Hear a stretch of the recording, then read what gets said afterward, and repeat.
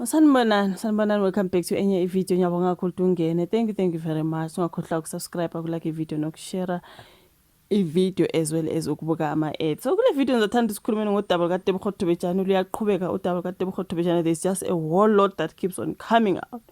So ngikhuluma njena ngoba sekunalo bhuti lo uTebogo Thobejane akakhuluma ngaye wathi umngani wakhe uSage Kabonge. I think lo bhuti lona is a Congolese guy.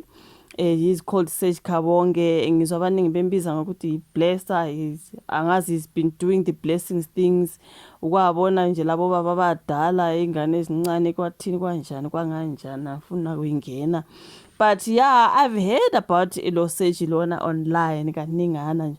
Uzwakala nje ngathi kulo baba omdala nje kodwa ukuthi ngathi wenzani indaba zamantombazana amancane indaba zokuthi abantu mabeya ngale kwamanye amazwe babuye ngathi lama blesser lawo into kanjalo nje. So ube ngumngani kaTebogo Thobejane lo bhuti.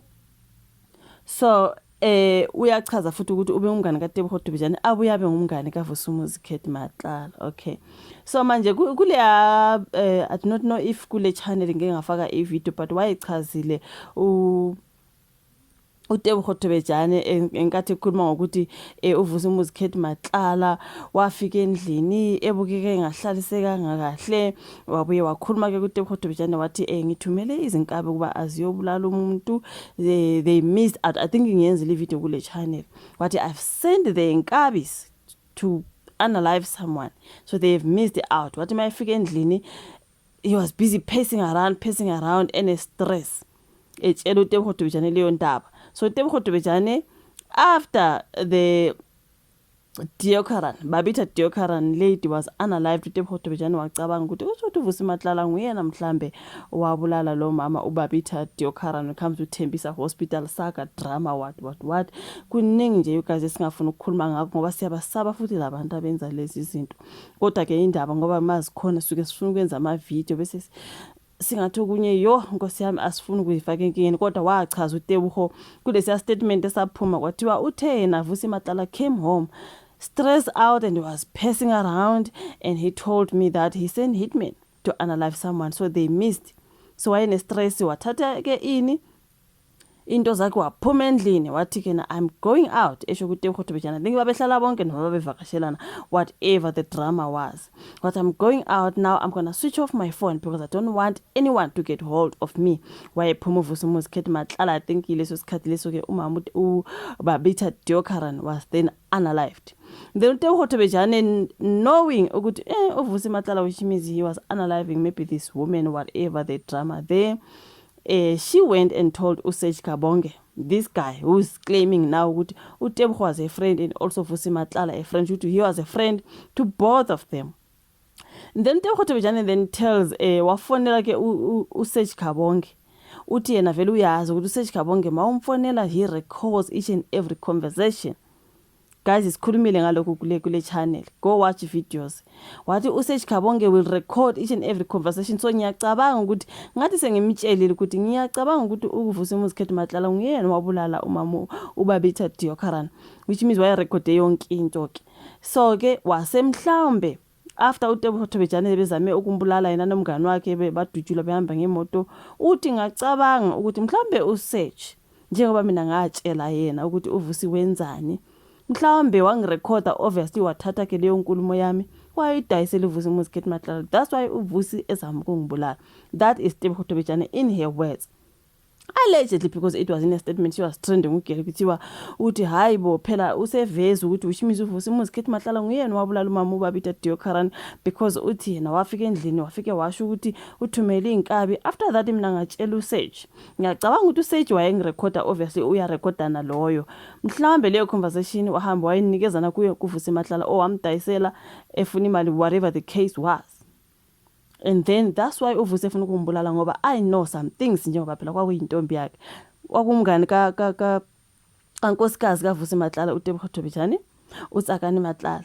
Uthe mayise introduce uTsakani Matlala kwi-boyfriend yakhe uVusi Matlala. uTsakani Matlala snatched the man from Tebogo base bayashadana njengoba ke kunkosikazi wakhe sibabona beqhamuka bonke ecourt. uTebogo Thobejane uthi manje bafuna ukumbulala ngoba kuthi kukhona izinto azazi. Manje uthi ngatshela uSage this particular Sage man now owathi mhla uTebogo bedutshuliwe kune-recording yagijima around ekhuluma ukuthi uTebogo Tobejane badutshuliwe, okay my friend was shot, okay someone is hospitalized, kwakunguseji loyo on that particular clip. I do not know if I'm gonna get it ngiyifake ngala. So manje namhlanje ke uSage, which means after hearing that particular or reading that particular statement saka Tebogo Tobejane ethi, I told uSage, I think Sage sold me to Vusi Matlala. That's why Vusi want to analyze me. uSage Khabonge then comes to say she is lying.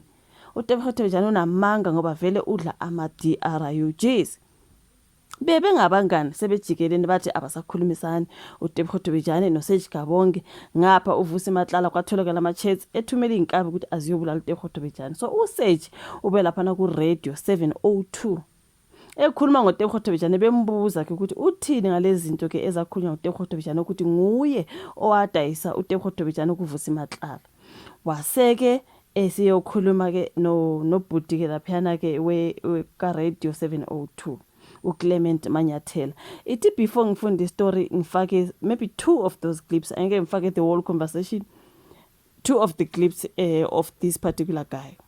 Did you share any information about where Tebogo Tobejane was to either Ket Matlala, who's your close friend, or anybody for that matter? Yeah, look, I don't see a reason of me sharing a location or communicate with anyone who was against Tebogo at that moment, according to her. I never share any location with anybody, because if I did share location, the police have a power, especially the team who are investigating the matter.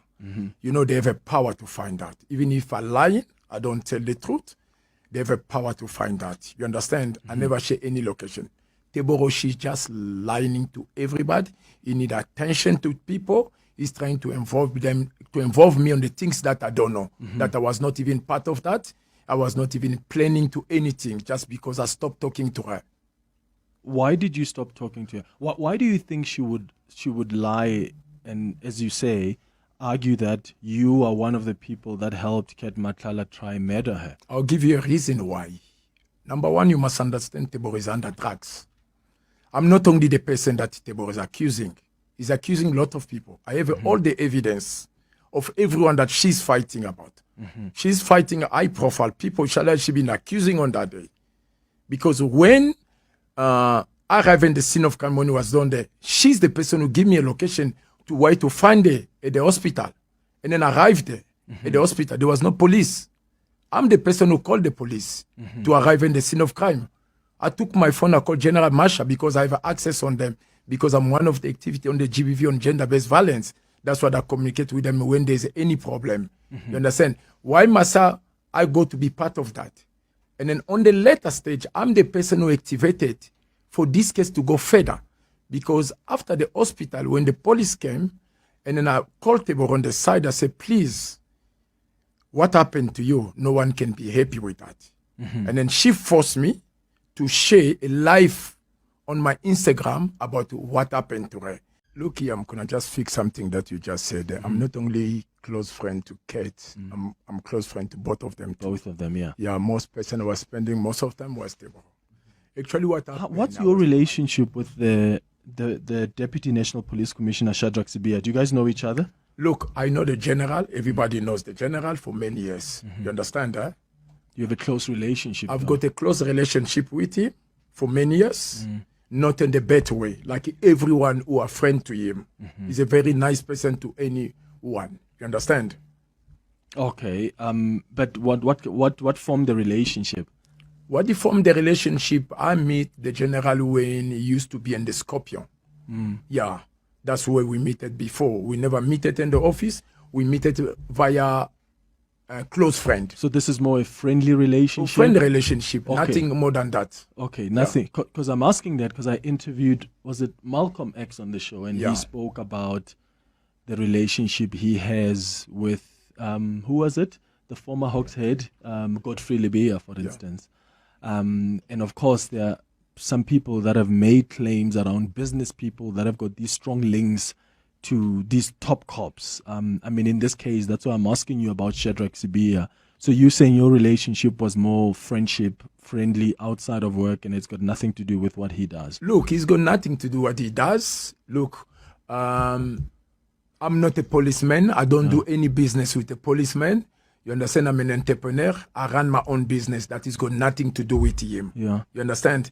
Like when I used to be one of the in the gender-based violence, when I have a problem that complainer come, I do refer people to him on the case basis. But you're not a police informant of No, sorts. I'm not one of them. What And then did- I will never be.